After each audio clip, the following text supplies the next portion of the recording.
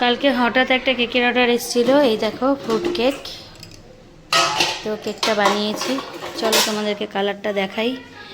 সকাল থেকে আজকে খুব এনার্জি লেস লাগছে আমার, যা স্নান করব, পুজো দেব। অনেক দিন হলো আমি ডেলি ব্লগ বানাই না। দেখো কেকটা কত সুন্দর হয়েছে।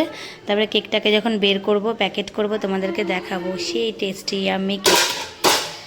তো একজন বলেছিল ফ্রুট কেক নেবে, তো গাছ দিয়ে আমার একটু ঘরটাকে সাজিয়েছি। এই যে পিস লিলি, 5টা ফুল হয়েছিল, এখন দেখো এগুলো মরে যাচ্ছে। এই যে পিস লিলি, এখানে রেখেছি একটা স্নেক প্ল্যান্ট। কত বড় হয়ে গেছে আমার স্নেক প্ল্যান্টটা। গাছ ভীষণ ভালোবাসি আমি। আজকে সকাল থেকেই খুব এনার্জি লেস লাগছিল, একদম ভালো লাগছিল না শরীরটা, কোনো কাজ করার এনার্জি ছিল না। তো যাই হোক, কেকটা কালকে রাতেই বানিয়ে রেখেছিলাম, তোমাদেরকে দেখালাম। তো আমি স্নান টান করে চলে এসেছি, এখন একটু ক্রিম ট্রিম মেখে নেব। ক্রিম ট্রিম মেখে নিয়ে আমি আমার যে কাজগুলো এরপরে করব সেগুলো সব তোমাদেরকে দেখাবো। তো আমি ক্রিমটা মেখে নিচ্ছি। এখন আমি আমার সব এখানকার কাজটা হয়ে গেলে আমি চলে যাব ঠাকুর ঘরে পুজো দিতে। তো আমি ঠাকুর ঘরে পুজো দিতে যাই, তারপরে পুজো দিয়ে এসে তোমাদেরকে কেকটাকে আমি খুলবো, পুরোটাই দেখাবো যে কেকটা কেমন কালার এসছে। তো স্নান করার পরে ভীষণ ফ্রেশ লাগছিল। তো আমার স্নান করে সাথে সাথে ক্রিম না মাখলে না ভালো লাগে না, মুখটা চটচট করে। যদিও আমি অত স্কিন কেয়ার করি না, একদমই কিছুই করি না, জাস্ট স্নান করার সময় একটু সোপ দিয়ে মুখটা ধুয়ে নিই, তারপরে আমি একটু ক্রিম মাখি, ব্যাস এটাই। আর আমি কিছু করি না। তো অনেকে রাতে ক্রিম মাখতে ভালোবাসে, আমি সেটাও করি না। আর দেখো চুলের অবস্থা একদম 12টা বেজে গেছে, একদমই চুল নেই, পুরো টাক পড়ে গেছে, এরকমই অবস্থা। তো সেই জন্য চুলটা আঁচড়াতেও বেশি টাইম লাগে না। আগে একটু বড় বড় ছিল চুলগুলো, পড়ে যাচ্ছিলো, তারপরে চুলটাকে কেটে নিয়েছি। তো ভাবছি আবার একটু ট্রিমিং করে আসতে হবে। আমাদের বাড়ি থেকে শিলিগুড়িটা একটু দূর, আমি যেখানে চুলটা কাটি সিটি সেন্টারে, তো সব সময় যাওয়া হয়ে ওঠে না। কিন্তু আমি যতই আমার কম চুল থাক, যেমনই থাক, আমি ওখান থেকেই চুলটা কাটি, মানে আমার ভালো লাগে ওখান থেকে কাটতে। তো একটু চুলটাকে গিট বেঁধে নিলাম। সবাই বলে যে খালি চুলে সিঁদুর পরতে হয় না, আমি লিকুইড সিঁদুর পরতে ভালোবাসি, তো লিকুইড সিঁদুরটাই লাগাই। তো এই যে সিঁদুরটা পরা হয়ে গেল, তারপরে ভাবলাম আজকে সিঁদুরের একটা টিপও পরে নেই। তো সিঁদুরটা কপালে লাগছিল না, বারবার করে এভাবে ওভাবে চেষ্টা করছিলাম। তো ফাইনালি আমার টিপটাও পরা হয়ে গেল। তো চলো বন্ধুরা, আমি এখন ঠাকুর ঘরে যাই, তারপরে তোমাদেরকে দেখাচ্ছি আমি কি করছি। আজকে অনেক ভাগ্যক্রমে একটা ফুল পেয়েছি আমার গাছের, সেটা দিয়েই পুজো দেব। চলে এসেছি পুজো দিতে। কালকে হচ্ছে আমার বাড়ির বাইরে একটা গাছ আছে, তো সেখানে দেখেছিলাম 7টা জবা ফুল ফুটবে, মানে কড়িগুলো ছিল। তো সকালবেলা ঘুম থেকে উঠে দেখি একটাও ফুল নেই, খুব মন খারাপ হয়ে গেছিলো। তো ফাইনালি গাছের ভেতরে দেখো এই যে একটা ফুল ছিল। তো এই ফুলটাই ঠাকুরকে পুজো দেব। নিজের গাছের ফুলের পুজো দেওয়ার সৌভাগ্যই হয় না। আর তোমাদেরকে তো বলেছি যে মায়ের বাড়ির থেকে এতগুলো ফুল এসছে, তো এই সব কিছু দিয়েই পুজো দেব। তো স্নান করে চলে এসেছি পুজো দিতে। তো চলো আমি পুজোটা দিই, তারপরে কী করছি সবটাই তোমাদেরকে দেখাবো। ফুল সাজানো হয়ে গেছে। একটা ফুল পেয়েছিলাম গাছের, ঠাকুরেরকে দেব ভেবেছিলাম, সব ঠাকুরকেই দেব। তো সব ফুল চুরি হয়ে গেছে, দিতে পারিনি। তো আমি আমার গান্য বাবাকে এই ফুলটা দিলাম, এটা হচ্ছে আমার গাছের ফুল। তো গণেশ ঠাকুরকে দিয়ে দিলাম। তো অন্যদিন সব ঠাকুরকেই দেবো আমার গাছের ফুল, তোমরা প্লিজ কেউ রাগ করো না। ওইদিকে যাও, ওইদিকে যাও।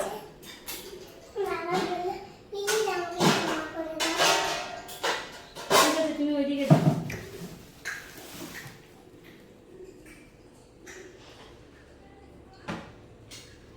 তো আমার কেকটা ডেলিভার করার টাইম হয়ে গেছে। কেকটা দুপুরবেলায় নেবে 12টার সময়। তো কেকটাকে বের করি, দাঁড়াও তোমাদেরকে দেখাচ্ছি আমার ফ্রুট কেকগুলো কেমন হয়। এগুলোর মোল্ডগুলো অন্য হয়, কিন্তু আমার কাছে মোল্ড শেষ হয়ে গেছে, তাই আমি এমনি কেক টিনের মধ্যেই বানিয়েছি, প্যাক করে দিয়ে দেবো। জাস্ট পুজো দিয়ে আসলাম, তারপরে মনে পড়লো কেকটাও দিতে হবে। Wow, just see the colour, দেখো কালারটা দেখো কেকে, দারুণ। আমার ভুল হয়ে গেছে।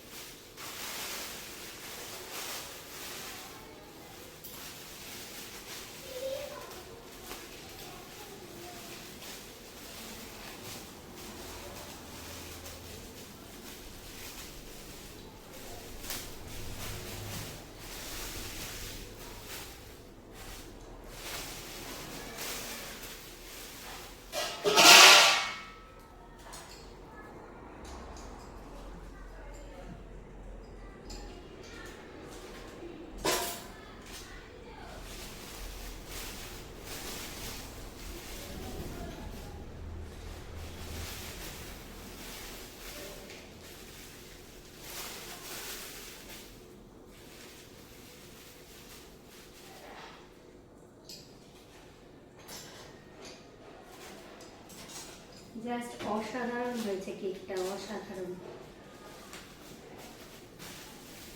কমপ্লিট। এটা হচ্ছে ফ্রুট কেকের বাক্স। ক্রিসমাসের সময় আমার প্রচুর অর্ডার হয়, তো তখনকার জন্য এনে রাখি। তো চলো, কেকটা আমার প্যাকিং হয়ে গেছে।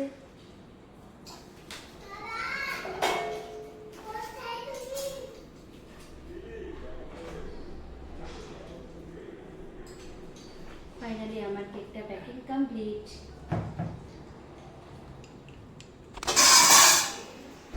তারপরে আমার কর্তামশাই উঠে গেছেন। উনি হচ্ছে লেমন গ্রাস, গ্রিন টি সব কিছু দিয়ে চিনি ছাড়া চা খান। ওনার চাটাও হয়ে গেল। ওনাকে এখন চাটা দিয়ে দেবো, তারপরে রান্নাবান্নার সব প্রসেসিং শুরু হবে।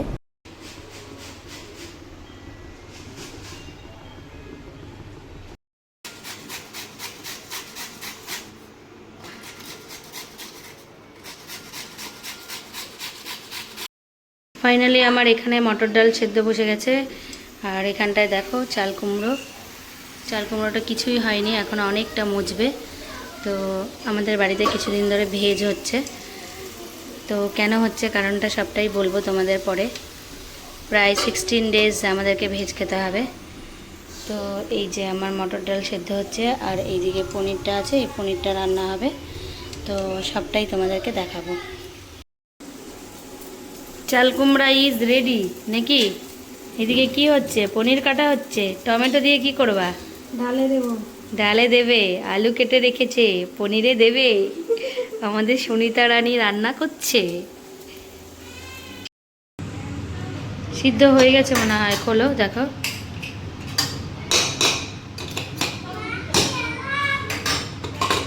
হ্যাঁ যাও যাও যাও দেখি। হ্যাঁ, এটার মধ্যে না গরম জল মিক্স করো। হ্যাঁ, তারপরে সুন্দর করে ফোড়ন দাও। হ্যাঁ, সরষা, শুকনো লঙ্কা, তেজপাতা। পনিরের আলু ভাজা হচ্ছে। এই যে পনিরের ভাজা হয়ে গেছে। এই যে পনিরের মশলা। পনিরটাকে না যখন ভাজবা, ভেজে গরম জল করে রাখবা, গরম জলের মধ্যে দিবা, তাহলে ওই পনিরটা টেস্ট হয়। বুঝেছো? ফাইনালি আমার সব রান্না হয়ে গেছে। এই পনিরটা আর পোস্তটা ছিল গতকালের, রাতে রান্না করেছিলাম, অল্প ছিল, ওটাকেই গরম করেছি। এই যে পনিরের ঝোল হয়েছে, চাল কুমড়োর ভাজা হয়েছে, ছোটো বাটিতে মিঠাইয়ের ডাল, লেবু, আর এইদিকে টমেটো দিয়ে মটর ডাল, আর গরম গরম ভাত। তো আমার এই ডেলি ব্লগটা আমি এখানেই শেষ করছি বন্ধুরা। আমার ভিডিওটা যদি তোমাদের ভালো লেগে থাকে, তোমরা প্লিজ একটা লাইক আর সাবস্ক্রাইব করে দিও। আর তোমরা আমার পাশে থেকো, তোমাদের সহযোগিতা আমার ভীষণভাবে দরকার। চলো টাটা, বাই বাই।